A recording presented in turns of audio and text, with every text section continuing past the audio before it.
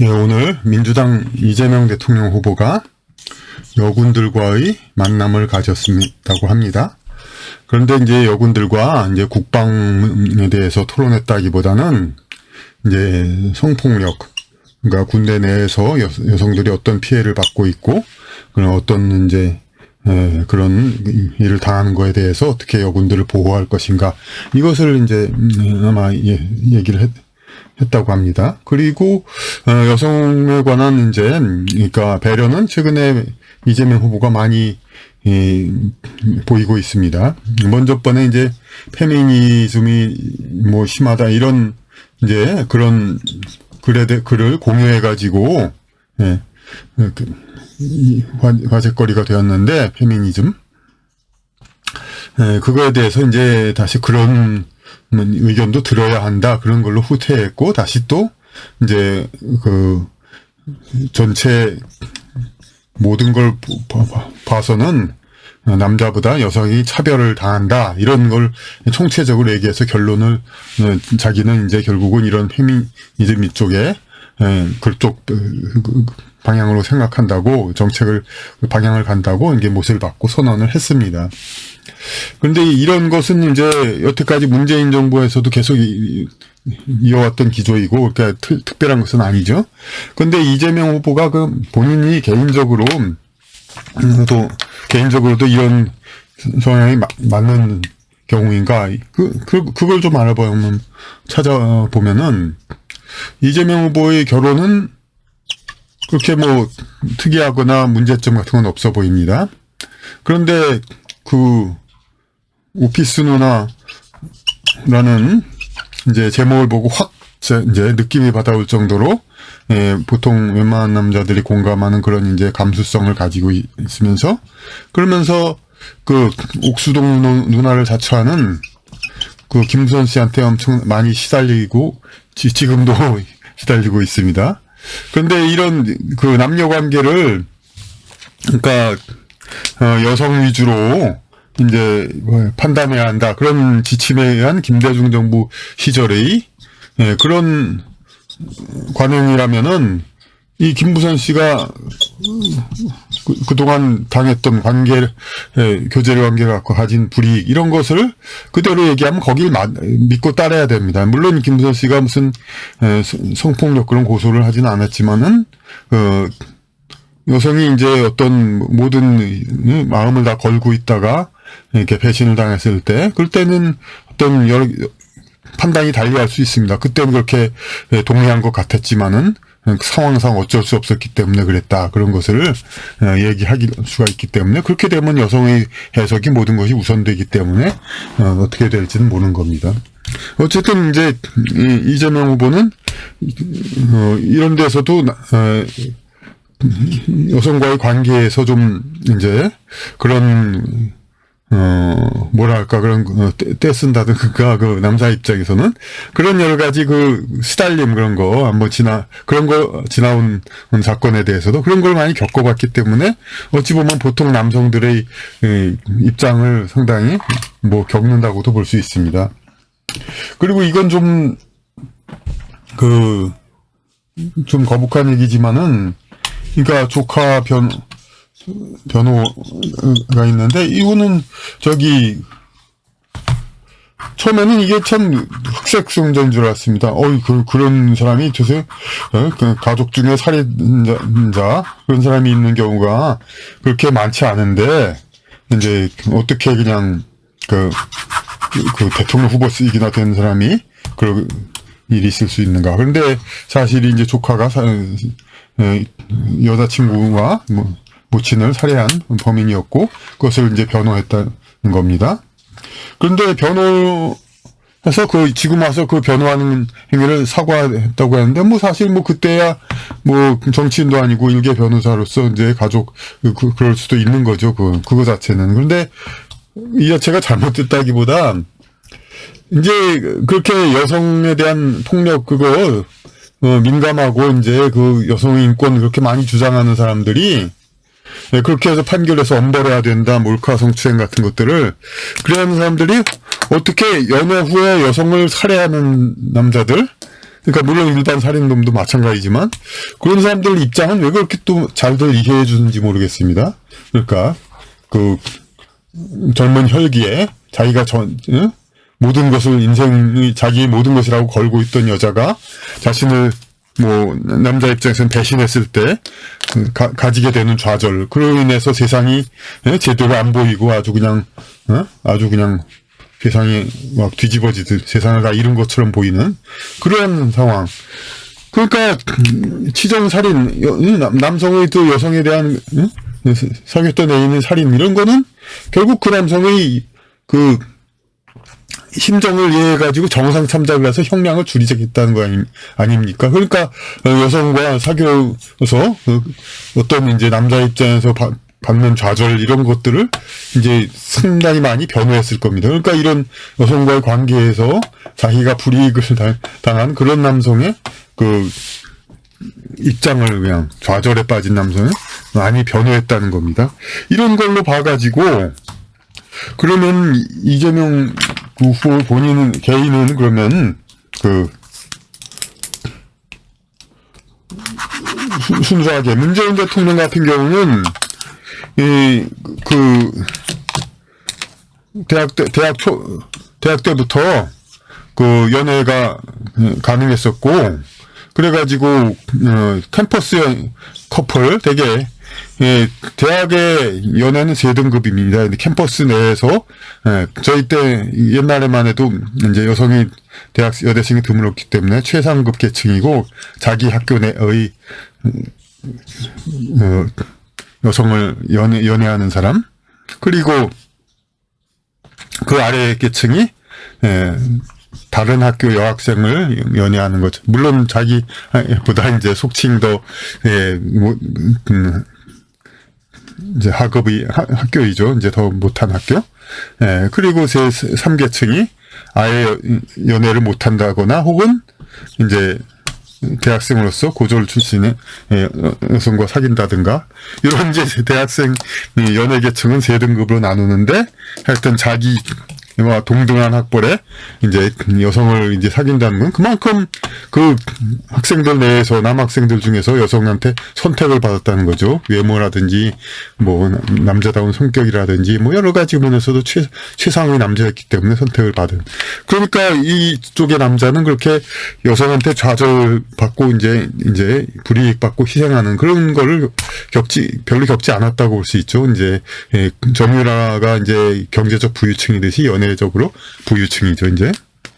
그런데 그런 이제 문재인 대통령, 그러니까 그런 연애 부유층 입장이었으니까 최고의 상남자로서 모든 여성들을 이제 그 같은 캠퍼스의 여성, 소수의 엘리트 여성이 좋아했을 정도니까 오히려 다른 여성들도 많이 좋아했다는 건 충분히 예상할 수 있죠. 그러니까 이 사람들을 다 행복하게 하고 싶었으니까, 행복하게 해주고 싶으니까 지금도 이제 대한민국의 모든 여성들을 다 행복하게 해주려고 불철주야 노력하시지요, 이제. 그래서 배경이 이해가 됩니다. 대통령은 이런 페미니즘적인 방향을 갖는 게. 그런데 이재명 후보는 그런 배경이 그렇게 없습니다. 그러니까 좀 이제 반대자들로부터 막 살았다 그런 얘기를 이제 그런 얘기는 아까 듣지만, 그럼에도 불구하고 이런 여성과 청년 페미니즘 이제 청년들의 이제 지지도 예전과는 다르게 이제 진보 정당이 청년들 지지도가 낮아진 것이 바로 이제 페미니즘과 그런 정책 때문인 건 어느 정도 알만한데도 이제 그것을 지킬 수밖에 없는 것은 결국 이 정당에서의 가질 수 있는 그런 이제 뭐 비판적으로 얘기하면 교조라고 볼 수 있죠. 네? 교조. 네.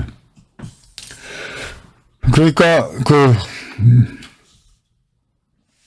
근데 이 여성이 남성보다 불이익을 받는다, 이런 것들 같은 거는 이것도 결정적입니다. 이제 청년층의 지지를 얻기 위해서는 도무지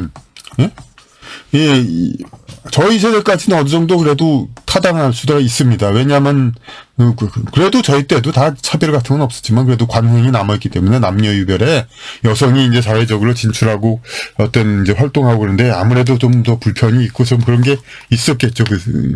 저희 시절에는. 근데 지금은 그야말로 없고 오히려 할당제 그가 현지도 오래돼가지고 그런 것이 없고 남성은 일방적인 병역을 오히려 받으면서 불이익을 받고 있고, 그리고 또 제도상으로는 인정 안 하지만 여성들은 이제 그 자체, 젊은 여성은 그 자체로서도 인간적 가치를 인정받기 때문에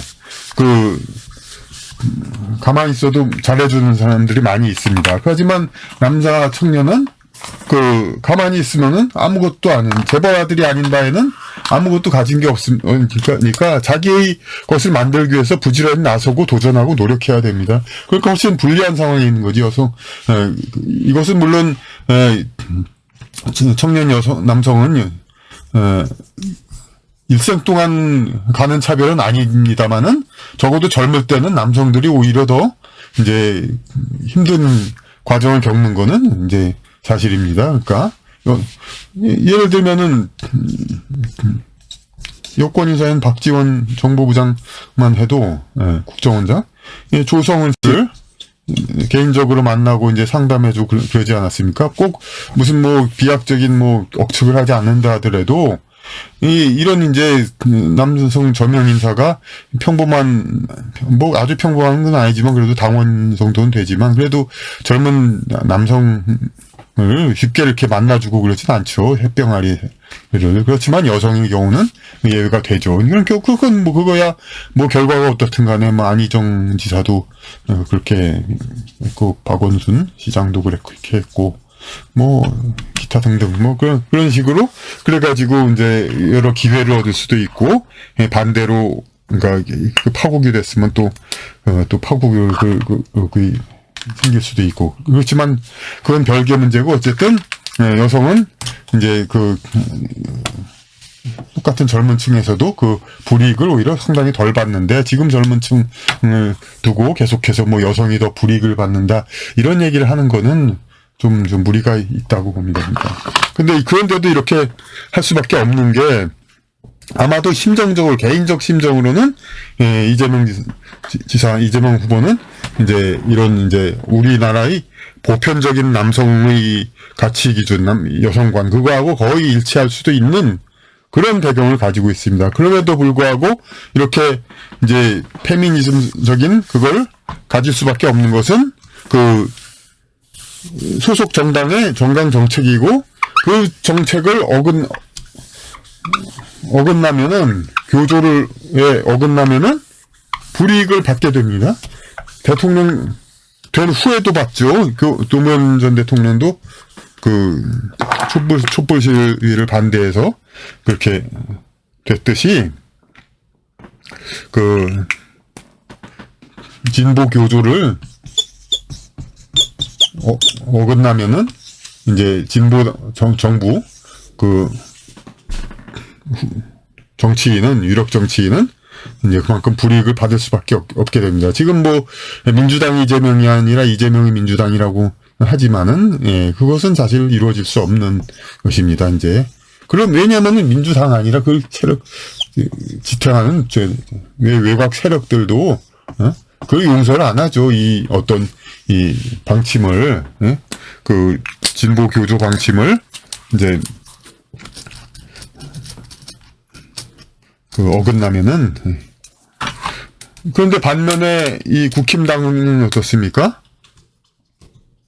오히려 지금 이 우파 단체들에서 이제 비판하듯이 웬 이 사람들 다 탄핵 주역을 뽑고 무슨 색깔 모호한 사람도 영입하고 뭐도 영입하고 이런 걸로 이제 물론 비판적인 그거 될 수도 있습니다만은 오히려 그러니까 이게 어떤 거냐면 국힘당 쪽이 이제 더 유리한 조건에 있다는 겁니다. 그냥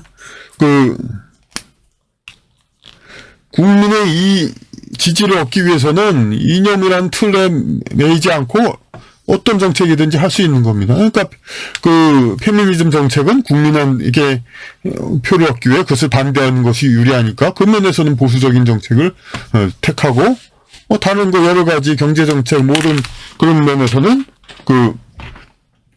거기에 맞게 이제 그 다른 정책을 이제 진보적인 정책도 얼마든지 취할 수 있고 이제 그런 입장이 바로 이제 이 국힘당 쪽입니다. 그러니까 여기는 이제 그러니까 서로 대결하기 위해서 여기는 자유롭게 그냥 할 수 있으나 어떤 무기도 정책을 무기라고 한다면 어떤 정책이라도 만들 수가 있습니다. 근데 여기는 한정이 되어 있습니다, 이제. 그리고 일본과도 이제 여기서는 어떤 뭐 사과를 받아야 한다는 좀 강경책을, 버릴 수는 없죠. 근데 여기서는 뭐 일본과는 그 반대로 그럼 뭐 꼭 북한하고 북한보다도 이제 중국 쪽하고, 반대를 해야 된다. 물론 과격하던 그런 소리 하지만 그럴 필요 없죠. 네. 중국의 생계가 관련된 수많은 국민의 지지를 받기 위해서 당연히 중국하고도 교류를 잘 하고 모든 북한하고도 되도록 뭐 원만하게 하겠다고 해서 크게 욕먹을 일은 없고요. 그러니까 이 둘은 어떤 격투기로 보면 어떤 경우가 되냐면은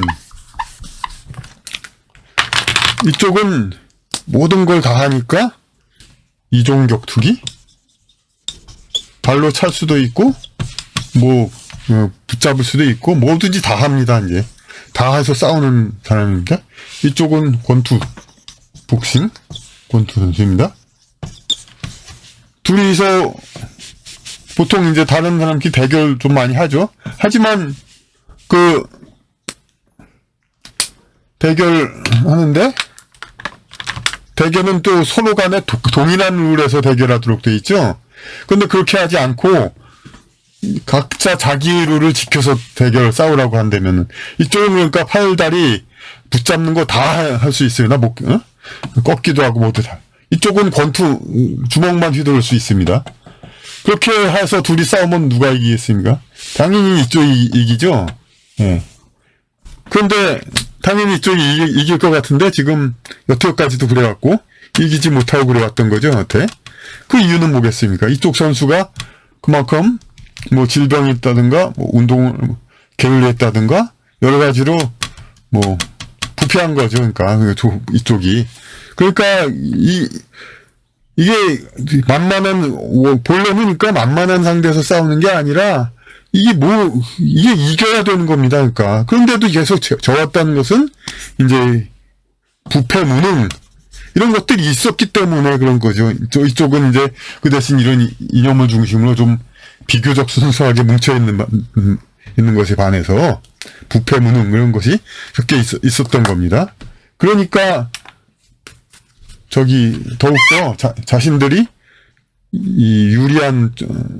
훨씬 유리한 상황임에도 불구하고 이렇게 서로 맞싸우는 거. 정말 국민이 바라는 건 사실 이쪽도 이거에 매이지 않고 똑같이 나갔으면 좋겠습니다. 서로 이념이 겹치면 어떻습니까? 그래가지고 서로 해서 더 청렴하고 더 유능한 쪽이 국민에게 당선되고 선택을 받으면은 국민은 더 좋은데 이쪽은 자꾸 이렇게 진보 교조를 자꾸 지키다 보니까 국민은 이쪽을 택하고 싶은데 이쪽은 자꾸 무능 부패 이런 사람들이 너무 섞여 있고 기회주의자들이 섞여 있습니다.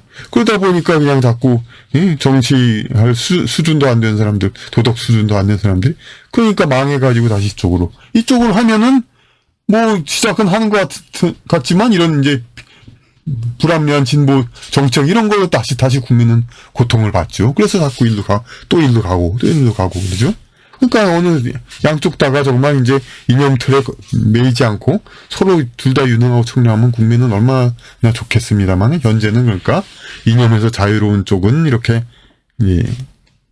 앞으로 그렇진 않고 여태까지 부패 무능과 이제 섞여 있었고 이쪽은 이념에서 이쪽이 그렇다고 대단히 능력 있는 건 아니지만은 그래도 이제 지조가 있는 쪽은 그래도 그런데 이런 이념 정책의 틀에 매여 가지고 진보 교조주의에 맞춰서 국민을 힘들게 하고 그렇게 해왔습니다. 그러니까 하여튼 이쪽에다 충고를 하자면은 이제 이런 모든 걸 다 할 수 있는 그런 유리함을 가지고 이런 유리한 상황에서 이기지 못한 당신들은 정말 바보다, 멍청이니까 정말 정신 차리고 이기라, 그렇게 얘기하고, 이쪽에는 당신들은 이런 진보 교조 어느 세력이 그렇게 당신들을 그렇게 강요하지는 모르지만은 이것을 이제 버리고 당신들도 유연성을 가지면 훨씬 이길 수가 있는데 왜 이길 수 있는 그 도구를 가지고도 왜 이기지 못하느냐, 그렇게 오히려 야단칠 수가 있고, 이렇게 해서 서로가 하여튼 좀 더 나아지는 그런 선거와 앞으로의 정치가 되면 좋겠습니다.